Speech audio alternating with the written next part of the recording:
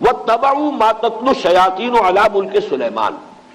اب دیکھیے وَاتَّبَعُوا، جب انہوں نے کتاب کو چھوڑا، دی تو گئی تھی کتاب اور کہا گیا تھا اسے مضبوطی سے تھامو، یہ میثاق جب لیا گیا ان سے، خذوا ما آتیناکم بقوۃ، یہ کتاب ہم نے تمہیں دی ہے اسے مضبوطی کے ساتھ پکڑے رکھو۔ جب کتاب کو چھوڑا تو جو خلا پیدا ہوا، وَاتَّبَعُوا مَا تَتْلُو الشَّيَاطِينُ عَلَى مُلْكِ سلیمان، پیروی کی انہوں نے، اتباع کیا انہوں نے اس شے کا کہ جس کی پیروی کر رہے تھے، جس کے پیچھے پڑے ہوئے تھے، جس کا اتباع کر رہے تھے شیاطین، اور شیاطین سے مراد یہاں جنات ہیں، سرکش جنات۔ علی ملک سلیمان، علی ملک سلیمان سے مراد ہے علی عہد ملک سلیمان، سلیمان کی حکومت کے دوران، اس دور میں شیاطین جن چیزوں کے ساتھ دلچسپی رکھتے تھے، جو ان کے معمولات تھے، انہوں نے اس کا اتباع کیا، اس کی پیروی کی۔ اب اس کو نوٹ کر لیجئے کہ چونکہ حضرت سلیمان علیہ السلام کے بارے میں ہمیں معلوم ہے کہ جنات پر اللہ تعالیٰ نے انہیں تسلط عطا کیا تھا، ان کی حکومت اس اعتبار سے تاریخ انسانی میں اس کی کوئی دوسری نظیر نہیں ہے۔ ایک مقام پر قرآن مجید میں ان کی دعا بھی یہ نقل ہوئی ہے کہ اللہ مجھے وہ حکومت عطا فرما جو کسی اور کو تو عطا نہ کرے۔ اللہ تعالیٰ نے ان کی دعا قبول کی ہے۔ تو جہاں تک تو ملکی تعلق ہے، دنیا کی عام سلطنت کے اعتبار سے ان کی سلطنت کو بہت بڑی سلطنت نہیں تھی، ان کی سلطنت کی حدود یہی تھے، دریائے نیل سے لے کر دریائے فرات تک، اور اسی کو یہ لوگ اسی لیے کہتے ہیں کہ ہماری میراث ہے یہ گریٹر اسرائیل جو ہے، وہ نائل ٹو یوفریٹ، یہ ہے ہمارا، یہ علاقہ ہے، یہ ہماری میراث ہے، یہ یہاں پر گریٹر اسرائیل قائم کر کے رہیں گے۔ تو حضرت سلیمان علیہ السلام کی حدود مملکت تو کوئی ایسی لمبی چوڑی نہیں، لیکن یہ کہ اس کی جو نظیر جو نہیں ہے کسی اعتبار سے، جو کنٹرول انہیں ہوا پر دیا گیا، یعنی عناصر فطرت کے اوپر بھی جو کنٹرول دیا گیا، اسی طریقے سے جنات پر جو کنٹرول دیا گیا، اسی طریقے سے حیوانات پر، پرندوں پر، ان کو بھی استعمال کرنا، ان کی بولیاں جو ہیں ان کو بھی سمجھنا، یہ چیزیں ہیں در حقیقت ڈائمنشنز جو ہیں ان کے، جو اللہ تعالیٰ نے اقتدار انہیں عطا کیا تھا، اس کے ڈائمنشنز اتنے ہیں، ملٹی ڈائمنشنل، کہ اس کی کوئی دوسری نظیر نہیں ہے تاریخ انسانی کے اندر موجود۔ بہرحال اسی میں چونکہ یہ جنات بھی تھے، اس وقت گویا کہ انسانوں کا اختلاط ان جنات کے ساتھ رہا ہے، اور ان جنات کے اندر جہاں سرکش تھے، ویسے تو یہ کہ وہ سرکش بھی اس وقت تو ان کے تابع تھے، قرآن مجید میں موجود ہے، مقررین بالاسفاد، وہ زنجیروں کے اندر جکڑے ہوئے ہوتے تھے جبکہ کام ان سے لیا جا رہا تھا۔ وہ تو اللہ تعالیٰ نے خصوصی ایک معجزانہ غلبہ ہے جو حضرت سلیمان علیہ السلام کو پر عطا کیا تھا، لیکن ان کا جو اختلاط رہا انسانوں کے ساتھ، اس میں ان شیاطین جن نے یہ عملیات اور سفلیات اور یہ دھندے جو ہے، یہ ان کے ہاں گویا کہ چھوت لگ گئی ان چیزوں کی بنی اسرائیل کو اسی زمانے میں۔ وَاتَّبَعُوا مَا تَتْلُو الشَّيَاطِينُ عَلَى مُلْكِ سلیمان، حضرت سلیمان علیہ السلام کے عہد حکومت میں شیاطین جن چیزوں کے اندر مصروف اور مشغول رہتے تھے، جو ان کے مشغلے تھے، جو ان کی دلچسپیاں تھیں، جس کی وہ پیروی کرتے تھے، اسی کی پیروی کی یہودیوں نے بھی، اور انہی سفلی اعمال کا جو ہے ان کے ہاں چرچا ہو گیا، چلن ہو گیا۔ وَمَا كَفَرَ سُلَيْمَانُ وَلَكِنَّ الشَّيَاطِينَ كَفَرُوا، یہاں پر یہ آگے بات بڑھانے سے پہلے اللہ تعالیٰ نے ایک وضاحت فرما دی ہے، اور سلیمان نے ہرگز شرک نہیں کیا، کفر نہیں کیا، بلکہ در حقیقت وہ کفر کرنے والے شیاطین تھے۔ وما کفر سلیمان ولکن الشیاطین کفروا، اور شیاطین تھے جنہوں نے کفر کیا۔ یعنی اگر اس کی نسبت سلیمان کی طرف کی جا رہی ہے تو غلط ہے۔ آپ کے علم میں ہوگا کہ ہمارے ہاں آج تک بھی یہ جو اعمال وغیرہ ہوتے ہیں نقش سلیمانی کے نام سے خاص تعویذ ہوتے ہیں، یہ وہی روایت چلی آ رہی ہے، حضرت سلیمان علیہ السلام کی طرف منسوب کیا انہوں نے، اور یہودیوں نے خاص طور پر بڑا ان کے اوپر الزام لگائے ہیں حضرت سلیمان علیہ السلام پر، اور ان کو جادوگر قرار دیا ہے۔ چنانچہ میں یہاں پہ آپ کو مولانا عبد الماجد دریابادی نے جو حوالے دیے ہیں، سلاطین جو ایک یعنی جو چیپٹر ہے تورات کا، اس میں حضرت سلیمان کے بارے میں یہ الفاظ موجود ہیں، اور جب سلیمان بوڑھا ہوا تو اس کی جوروؤں نے اس کے دل کو غیر معبودوں کی طرف مائل کر دیا، اور اس کا دل اپنے خدا کی طرف سے کامل نہ تھا۔ یہ بات حضرت سلیمان کے بارے میں تورات کہہ رہی ہے، معاذ اللہ۔ قرآن مجید میں آپ دیکھیں گے اکثر و بیشتر ایسے جب جملے آ جاتے ہیں کہ جیسے کہ ایک بات چلتے چلتے اچانک ایک بات اللہ تعالیٰ فرما دیتے ہیں، اور اس وقت وہ آدمی کو اگر معلوم نہ ہو تو حیران بھی ہوتا ہے کہ اس بات کے کہنے کی یہاں چندہ ضرورت نہیں تھی. جیسے سورہ قاف میں ہے، ہم نے آسمان اور زمین اور جو کچھ ان کے مابین ہے 6 دنوں میں پیدا کیا، وما مسنا من لغوب، اور ہمیں کوئی تکان نہیں طاری ہوئی، ہم پر کوئی تکان طاری نہیں ہوئی. مسلمان اس کو پڑھتے ہوئے حیران ہو جائے گا کہ کون شخص ہوگا جو یہ گمان کر سکتا ہے کہ اللہ کو تکان بھی لاحق ہو سکتی ہے. تو ایسی بات کی تردید کی ضرورت کیا ہے؟ یہ بات کھلتی کب ہے؟ جب آپ تورات پڑھیں، وہاں لکھا ہوا ہے کہ اللہ تعالیٰ نے آسمان اور زمین 6 دن میں پیدا کیے اور 7ویں دن آرام کیا. اب یہ جو آرام کا تصور ہے، یہی ہے در حقیقت ویکینڈ جو چلا آ رہا ہے ان کے ہاں. یہ 6 دن کام کرو، 1 دن آرام کرو. یہ تصور پوری مغربی تہذیب کا ویکینڈ کا تصور یہ ہے کہ اللہ نے بھی آسمان اور زمین 6 دن میں پیدا کیے اور پھر 7ویں دن جو ہے اس نے آرام کیا، گویا کہ تکان لائق ہوئی. وہاں پر اب وہ چلتے چلتے وَلَقَدْ خَلَقْنَا السَّمَاوَاتِ وَالْأَرْضَ وَمَا بَيْنَهُمَا فِي 6 أَيَّامٍ وَمَا مَسَّنَا مِن لُغُوبٍ، ہمیں کوئی تکان طاری نہیں ہوئی. اسی طرح کا معاملہ یہاں ہے کہ چونکہ تورات کے مرتبین نے یہ سب کچھ کیا ہے. حضرت سلیمان علیہ السلام کے بارے میں تو میں آپ کو ایک اور جملہ سناتا ہوں. سو از بس کہ اس کا دل خداوند اسرائیل کے خدا کی جانب سے برگشتہ ہوا، اس لیے خداوند سلیمان پر غضبناک ہوا، اور اس نے اسے حکم دیا تھا کہ وہ اجنبی معبودوں کی پیروی نہ کرے، پر اس نے اپنے خداوند کے حکم کو یاد نہ رکھا. وہی کنگز سلاطین نامی جو چیپٹر ہے اولڈ ٹیسٹمنٹ کا، اسی سے یہ دونوں میں نے آپ کو حوالے سنائے ہیں. اس کی نفی ہے جو قرآن نے یہاں کیا ہے، وما کفر سلیمان ولکن الشیاطین کفروا. سلیمان تو ہمارے بندے، ہمارے نبی اور ہمارے پسندیدہ بندے، ان کی طرف اس طرح کی نسبت کرنا جو ہے یہ غلط ہے. یہ شیاطین تھے، وہاں جنات تھے. اس وقت چونکہ رہا اختلاط، انہوں نے یہ سارا جو ہے کفر پھیلایا، اور یہ سارے سفلی علوم جو ہے وہ ان کے ذریعے سے یہودیوں کے اندر سرایت کر گئے. یہاں میں علامہ ابن جریر طبری کا بھی حوالہ آپ کو سنا دوں.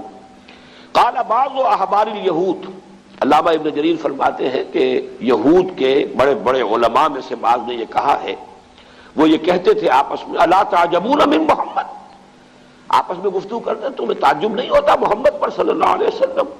یزعم ان ابن داؤد کان نبیا، وہ یہ بتا رہا ہے، کہہ رہا ہے محمد صلی اللہ علیہ وسلم کہ ابن داؤد یعنی حضرت داؤد کے بیٹے تھے حضرت سلیمان، وہ نبی تھے.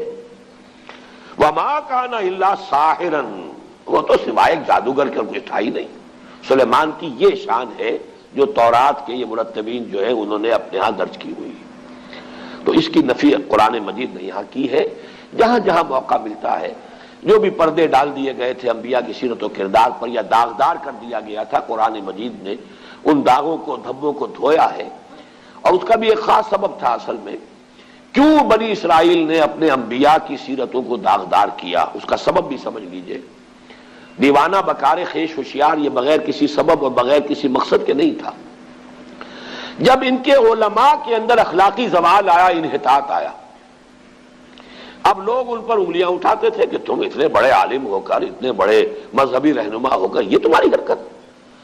انہوں نے اپنے دفاع میں نبیوں کے اوپر اس طرح کے چھینٹے اڑا کر کہ یہ تو ہوتا ہی ہے، جب نبی ایسے تھے تو اگر ہمارے ذریعے سے کچھ ہو گیا تو کون سی بڑی بات ہو گئی، ہم تو پھر نبی بھی نہیں ہیں.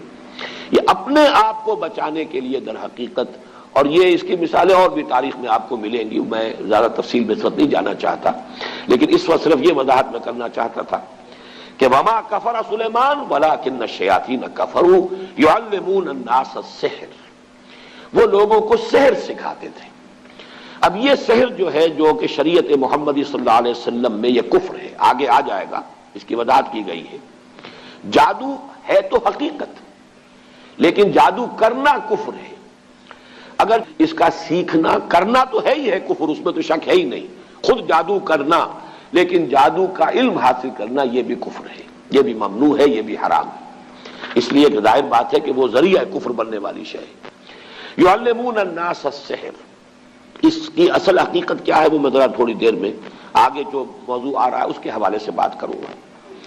وما انزل علی الملکین ببابل ہاروت و ماروت، یہ ماں جو ہے اس کا عطف ہے واتبعوا ما تتلو الشیاطین، وہ ماں جو آیا تھا انہوں نے پیروی کی اس شے کی جو شیاطین جن جس مشوروں کے اندر مصروف رہے تھے ان کی پیروی کی، اسی ماں پر وما، یعنی جو انہوں نے پیروی کی تھی ان کی، کہ جو حضرت سلیمان علیہ السلام کے زمانے میں شیاطین جو کچھ سکھاتے تھے اس کی پیروی کی، وما انزل علی الملکین ببابل ہاروت و ماروت، اور پیروی کی انہوں نے اس کی جو نازل کیا گیا دو فرشتوں پر جو ہاروت اور ماروت تھے بابل میں۔ حضرت سلیمان کے انتقال کے ساتھ ہی ان کی مملکت دو حصوں میں تقسیم ہو گئی، دو بیٹوں کے مابین، ایک شمالی اس کا نام اسرائیل تھا اور ایک جنوبی اس کا نام یہودا تھا۔ یہ دو مملکتیں بن گئی حضرت سلیمان کے انتقال کے فوراً بعد۔ زوال شروع ہوا، پہلے وہ اسرائیل تباہ ہوا، پھر یہ یہودا بھی جو ہے تباہ ہوا ہے نبوکدنضر کے ہاتھوں، اور ہیکل سلیمانی مسمار ہوا، 6 لاکھ آدمی اس نے قتل کیے یہودی، 6 لاکھ کو قیدی بنا کر لے گیا۔ یہ جو قیدی بنا کر لے کر گیا ہے، اور یروشلم میں ایک متنفس باقی نہیں رہا۔ یہ کیپٹیوٹی کا دور جو تھا، اس دور میں انہوں نے جو عراق میں جادو والا معاملہ تھا یہ وہاں پر جا کر سیکھ لیا۔ گویا کہ دو حادثہ ہو گیا یہودیوں کا معاملہ، یہ جنتر منتر، جادو، عملیات، سفلیات، آکلٹ سائنسز ان کی جتنی تھی۔ ایک تو یہ کہ جو پہلے سے فلسطین میں موجود تھا یہ معاملہ، یہ انہوں نے وہاں سے شروع کیا۔ حضرت سلیمان کے زمانے میں ان جنات سے سیکھ لیا۔ اب ظاہر بات ہے کہ مکھی کی سرشت ہے وہ گندگی پر بیٹھتی ہے، جن کی مزاج کے اندر گندگی ہے وہ تو جہاں سے بھی ہوگا گندگی اس کو حاصل کر لیں گے۔ حضرت سلیمان کے زمانے میں وہ شیاطین جن سے حاصل کیا۔ اب کیپٹیوٹی کے دور میں انہوں نے مزید جو ہے عراق میں بھی جو بہت بڑا گڑھ تھا اس قسم کی چیزوں کا، وہاں سے بھی انہوں نے سیکھا۔ تو گویا کہ یہ تمام چیزیں ان کے اندر رچ بس گئیں، ان کی شخصیتوں کے اندر، ان کے مزاج میں، جسے ہم محاورے میں کہتے ہیں گھٹی میں پڑ گئی۔ وما انزل علی الملکین ببابل ہاروت و ماروت، اور انہوں نے پیروی کی اس کی جو نازل کیا گیا دو فرشتوں پر جو بابل میں تھے، ہاروت اور ماروت۔ اب یہ کہ وہ کیا نازل کیا گیا اس مسئلے کو سمجھ لیجئے۔ ایک رائے تو یہ ہے ہمارے ہاں، ایک تو خیر قصہ بیان ہوتا ہے، وہ قصہ تو ہمارے اکثر مفسرین نے، وہ یہود کی خرافات میں سے ہے، اس کو سب نے رد کیا ہے، لہذا میں اس کا تذکرہ بھی نہیں کرنا چاہتا۔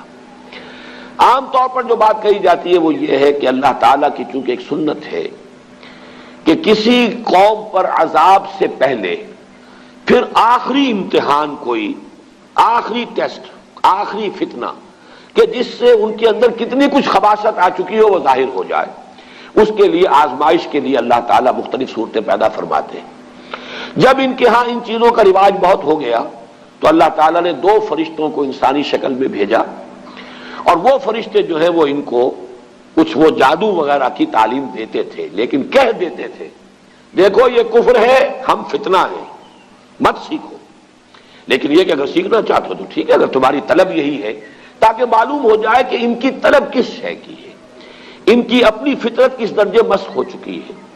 اتمام حجت کے لیے کہ بات واضح ہو جائے، جیسے کہ قرآن مجید میں آتا ہے مختلف مواقع پر کہ اللہ تعالیٰ ان کی رسی دراز کر رہا ہے۔ کیوں کر رہا ہے؟ تاکہ جو ان کا خبث باطن ہے پورے طور پر ظاہر ہو جائے، تاکہ پھر یہ پوری طرح سزا کے مستوجب ہو جائیں، مستحق ہو جائیں، جو سزا ملے وہ واقعتاً ثابت ہو کہ یہ ان کی خباثت اسی درجے کی تھی کہ اتنی سزا انہیں ملنی چاہیے تھی۔ اس معنی میں گویا کہ آزمائش کے طور پر، چنانچہ یہاں کے الفاظ پڑھ لیجئے، وَمَا يُعَلِّمَانِ مِنْ أَحَدٍ، اور وہ نہیں سکھاتے تھے کسی کو کچھ بھی، حَتَّى يَقُولَا، یہاں تک کہ وارن کر دیتے تھے، إِنَّمَا نَحْنُ فِتْنَةٌ فَلَا تَكْفُرْ، ہم فتنہ ہے، آزمائش ہے، تو تم کفر مت کرو، کفر مت سیکھو، کفر سے دلچسپی نہ رکھو۔ لیکن ان کا حال کیا تھا؟ فَيَتَعَلَّمُونَ مِنْهُمَا، وہ سیکھتے تھے وہ لوگ ان دونوں سے، ان فرشتوں سے، مَا يُفَرِّقُونَ بِهِ بَيْنَ الْمَرْءِ وَزَوْجِهِ، جس سے تفریق کر سکے وہ کسی شخص اور اس کی بیوی کے مابین۔ اب سفلیات کا علم جو ہے وہ تو آپ کو معلوم ہے آج بھی جادو ٹونے ٹوٹ کے انہی چیزوں میں چلتے ہیں۔ کسی کے گھر کو اجاڑنا ہے، کسی کے ہاں اولاد نہیں ہو رہی ہے تو وہ دوسرے کے ہاں کی اولاد جو ہے وہ بھی اس کو کھل رہی ہے، اس عورت کو، اس کی اولاد مر جائے اور مجھے اولاد جو ہے وہ مجھے ہو جائے۔ یہ سارے ٹونے ٹوٹ کے جو عورتوں کے چل رہے ہوتے ہیں وہ اکثر و بیشتر انہی چیزوں کے اندر ہے۔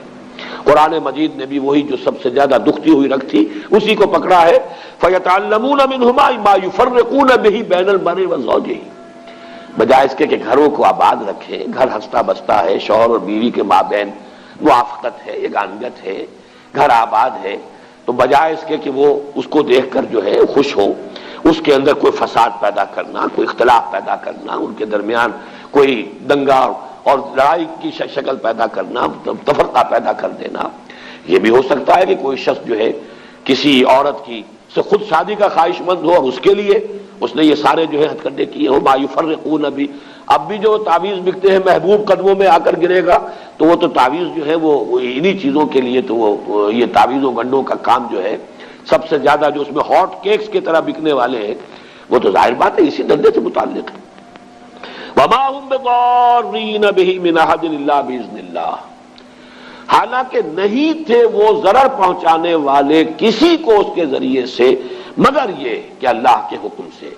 توحید کا تقاضا یہ ہے کہ کسی شے میں کسی تاثیر کو مستقل نہ مانا جائے جب تک کہ اللہ کا اذن نہ ہو. کسی شے میں تاثیر ہونا یہ اور چیز ہے. اللہ تعالیٰ نے آگ میں تاثیر رکھی ہے کہ وہ جلاتی ہے، لیکن اس کا جلانا بالفعل اللہ کے اذن پر منحصر ہے. اللہ نہیں چاہے گا نہیں جلائے گی آگ. تو اگر آگ سے اس کی صفت منفک ہو سکتی ہے، جدا ہو سکتی ہے، تو ظاہر بات ہے اور چیزیں جتنی بھی ہیں ان میں تاثیرات تو ہیں، لیکن ان تاثیرات کا بروئے کار آنا، بالفعل نتیجہ خیز ہونا اللہ کے اذن کے بغیر نہیں ہے. چونکہ یہود جو ہے وہ توحید کے مدعی ہے، اور یہ ماننا پڑتا ہے دنیا میں جتنی توحید ان میں رہی ہے. باقی آپ مسلمانوں کے معاملے کو چھوڑ دیجئے، وہ تو پھر ایک یعنی آخری امت ہے، اور جس طریقے سے تکمیل ہوئی ہے اور دین کی حفاظت کا اللہ نے انتظام کیا ہے تو وہ معاملہ علیحدہ ہے. باقی مسلمانوں کو، اس امت محمد صلی اللہ علیہ وسلم کو علیحدہ کر دیجئے تو تاریخ انسانی میں توحید کا اتنا چرچا کسی قوم میں نہیں رہا جتنا یہود میں رہا. اس میں کوئی شک نہیں. ان کے ہاں وہ شرک کی وہ دوسری علائشیں جو ہے توہمات شرک کم آئے ہیں، لیکن یہ کہ ان معاملات کے اندر اللہ تعالیٰ نے اسی لیے حوالہ دیا کہ توحید کے اگر قائل تھے تو اس کا تو نتیجہ یہ نکلنا چاہیے کہ کسی شے میں کوئی تاثیر بغیر اذن رب اس کا کوئی ظہور نہیں ہو سکتا، نتیجہ خیز نہیں ہو سکتی. لہذا ان معاملات کے اندر دلچسپی لینا در حقیقت توحید کے منافی ہے. وَيَتَعَلَّمُونَ مَا يَضُرُّهُمْ وَلَا يَنفَعُهُمْ، اور وہ سیکھتے تھے وہ چیزیں جو انہیں نقصان پہنچاتی تھی، فائدہ نہیں پہنچاتی تھی. وَلَقَدْ عَلِمُوا لَمَنِ اشْتَرَاهُ مَا لَهُ فِي الْآخِرَةِ مِنْ خَلَاقٍ، حالانکہ وہ خوب جانتے تھے کہ جو کوئی بھی ان چیزوں کو اختیار کرے گا، خریدے گا، ان سے دلچسپی رکھے گا، اس کا آخرت میں کوئی حصہ نہیں. یعنی شریعت موسوی میں ان چیزوں کو حرام کر دیا گیا تھا اسی طریقے سے جس طریقے سے کہ شریعت محمدی میں جادو حرام ہے. میں اس کا بھی حوالہ آپ کو سنا دوں گا. وَلَبِئْسَ مَا شَرَوْا بِهِ أَنفُسَهُمْ لَوْ كَانُوا يَعْلَمُونَ، اور بہت بری شے تھی وہ جس کے عوض کے انہوں نے اپنے آپ کو فروخت کر دیا. یعنی دنیاوی مفادات، دنیاوی لذتیں، جو بھی دنیا کی گھٹیا آرزویں خواہشات ہیں، ان کے عوض اپنے مستقبل کو، اپنی آخرت کو، اپنی ابدی زندگی کو برباد کیا. وَلَبِئْسَ مَا شَرَوْا بِهِ أَنفُسَهُمْ، گویا کہ اپنے آپ کو بیچ ڈالا، اپنے آپ کو جہنم کا ایندھن بنا دیا ان چیزوں کے لیے، ان کی طلب میں، ان کے حصول کے لیے. لَوْ كَانُوا يَعْلَمُونَ، کاش کہ یہ جانتے ہوتے، انہیں علم حقیقی حاصل ہوتا. وَلَوْ أَنَّهُمْ آمَنُوا وَاتَّقَوْا لَمَثُوبَةٌ مِّنْ عِندِ اللَّهِ خَيْرٌ، اور اگر اس کے برعکس وہ ایمان اور تقویٰ کی روش اختیار کیے رہتے. اب یہ گویا کہ مجھ سے اور آپ سے بھی کہا جا رہا ہے اور امت مسلمہ سے کہا جا رہا ہے کہ بجائے ان چیزوں میں دلچسپی رکھنے کے اگر ایمان، تقویٰ، جہاد، احسان، جو اللہ نے دین کے لیے جو یہ مقامات جو ہیں، مقامات بلند جو تمہارے لیے جن کا راستہ کھول دیا ہے، ان کی طرف توجہ رکھو، ان گھٹیا چیزوں کی طرف کوئی میلان نہ ہو، کوئی توجہ نہ ہو. وَلَوْ أَنَّهُمْ آمَنُوا وَاتَّقَوْا لَمَثُوبَةٌ مِّنْ عِندِ اللَّهِ خَيْرٌ، تو جو بدلہ اور ثواب اور اجر اللہ کی طرف سے ملتا کتنا بہتر ہوتا. لَوْ كَانُوا يَعْلَمُونَ، کاش کہ انہیں معلوم ہوتا کہ کیا چیز تھی جو نازل کی گئی تھی فرشتوں پر، ہاروت اور ماروت پر. اس موضوع پر میں سمجھتا ہوں کہ مولانا امین احسن اصلاحی صاحب نے جو رائے ظاہر کی ہے وہ بہت مضبوط ہے، قوی ہے، اور وہ یہ ہے کہ اصل میں ایک علم وہ بھی ہے جسے ہم کلمات کی تاثیرات کا علم کہتے ہیں، روحانی اثرات. جیسے مادی چیزیں ہیں، میٹر ہے، فزیکل کمپاؤنڈز ہیں، کیمیکل کمپاؤنڈز ہیں، ہر شے کی اپنی پراپرٹیز ہیں، ان کی تاثیرات ہیں. ایسی کلمات کے بھی کچھ خواص ہیں. جیسے آپ کو معلوم ہے ساؤنڈ ہے، آواز ہے، اس کی اپنی ایک تاثیر ہے. ایک آواز ہے کہ جس سے طبیعت کے اندر انشراح پیدا ہو جاتا ہے، خوشی ہوتی ہے۔ آخر یہ موسیقی میں کیا ہوتا ہے؟ وہی آواز ہے، کسی اور آہنگ میں آئی ہے، دل افسردہ ہو جاتا ہے، غم کی کیفیت طاری ہو جاتی ہے آواز۔ آواز ہی کی تاثیر وہ بھی ہے، آواز ہی کی تاثیر یہ بھی ہے۔ اسی طریقے سے کلمات، ان کی کچھ تاثیرات ہیں۔ ایک تو معنی ہے، اس لفظ کے یہ معنی ہے، اس لفظ کے یہ معنی ہے، اس لفظ کے یہ معنی ہے، اس لیے کہ ہم نے ان الفاظ کو وضع کیا ہے کچھ چیزوں کا مسمى بنا کر۔ یہ گھڑی ہے، یہ اینک ہے، لیکن یہ کہ ان کلمات کی کوئی روحانی تاثیرات بھی ہیں بالفعل، ان کا انکار نہیں کیا جا سکتا۔ ان تاثیرات کا استعمال ہے کہ جو ان اعمال کے اندر ہوتا ہے، ان تاثیرات کو، ان کی جو ظاہر بات ہے کہ اسی کو غلط استعمال جادو کی شکل میں ہوتا ہے، انہی کلمات کا استعمال ہے، ان کے اندر تاثیرات ہیں، ان کا ایک استعمال جادو کے لیے ہو رہا ہے۔ علم کے بارے میں قرآن مجید جو واضح کرتا ہے وہ یہ ہے کہ علم صرف دو ہے، تیسری کسی شے کے پیچھے پڑنا یہ در حقیقت اللہ تعالیٰ کے حکم کی خلاف ورزی ہے، یہ جن کو آکلٹ سائنسز کہا جاتا ہے۔ اسی لیے حضور نے فرمایا جس کسی نے کسی نجومی کی بات کی تصدیق کی، اس نے میرے لائی ہوئی شے کی تکذیب کی۔ اب یہ چاہے وہ ہاتھوں کی لکیروں کا علم ہو، چاہے وہ اب ہمارے ہاں اس کو بھی سائنس کہہ دیتے ہیں، سائنس آف نمبر، اگرچہ جب اس کو واضح کریں گے تو پھر وہ آکلٹ سائنسز کا لفظ آتا ہے، اور یہ ہاروسکوپس بنے ہوتے ہیں، اور یہ جو ہر اخبار کے اندر چلے آ رہے ہیں، اور فلاں کا یہ ہے اور فلاں کا وہ ہے، یہ مختلف حوالوں سے جو ہے وہ قسمتیں ہیں، فال گیری ہے، یہ تمام چیزیں جو ہے در حقیقت یہ اس دائرے میں آتی ہیں کہ جن سے دلچسپی رکھنا گویا کہ دین کے مقاصد کے برعکس ہے۔ حضور کے وہ الفاظ ان سب کے اوپر آئیں گے، ان کے اندر تاثیرات ہیں، حقیقتیں ہیں۔ حقیقت ہونا کسی شے کا اور ہے، اور کسی شے کا جائز اور حلال ہونا اور ہے۔ جب قرآن مجید تو شراب کے بارے میں کہتا ہے کہ اس میں کچھ نفع بھی ہے، وَمَنَافِعُ لِلنَّاسِ، لوگوں کے لیے کچھ فائدے ہیں، لیکن اسمہما اکبر من نفعہما، ان کا گناہ کا پہلو جو ہے وہ ان کے نفع کے پہلے سے جوئے کا بھی اور شراب کا بھی وہ زیادہ ہے، لہذا وہ حرام کر دیے گئے۔